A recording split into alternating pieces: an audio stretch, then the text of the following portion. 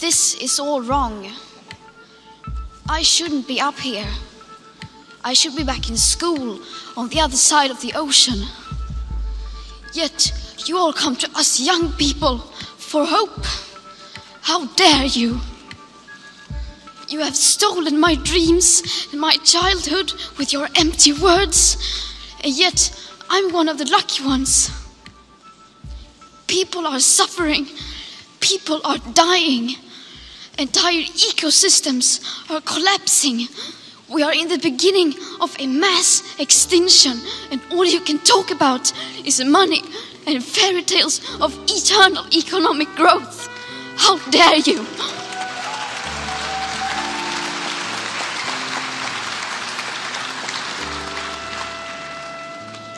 For more than 30 years, the science has been crystal clear.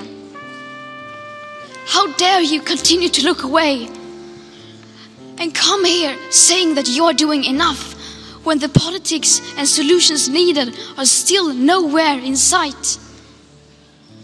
You say you hear us and that you understand the urgency. But no matter how sad and angry I am, I do not want to believe that.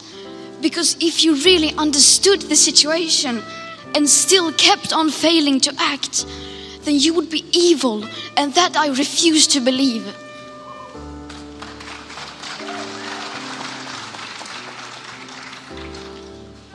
The popular idea of cutting our emissions in half in 10 years only gives us a 50% chance of staying below 1.5 degrees and the risk of setting off irreversible chain reactions beyond human control.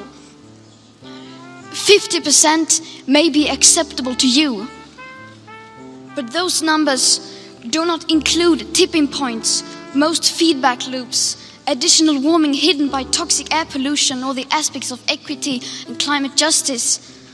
They also rely on my generation sucking hundreds of billions of tons of your CO2 out of the air with technologies that barely exist.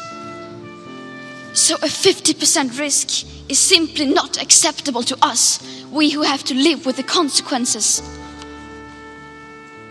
To have a 67% chance of staying below a 1.5 degrees of global temperature rise, the best odds given by the IPCC, the world had 420 gigatons of CO2 left to emit back on January 1st, 2018.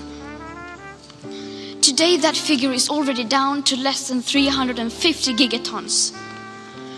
How dare you pretend that this can be solved with just business as usual and some technical solutions?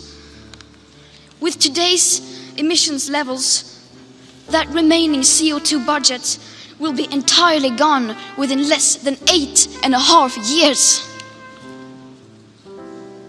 There will not be any solutions or plans presented in line with these figures here today, because these numbers are too uncomfortable and you are still not mature enough to tell it like it is. You are failing us. But the young people are starting to understand your betrayal. The eyes of all future generations are upon you. And if you choose to fail us, I say we will never forgive you.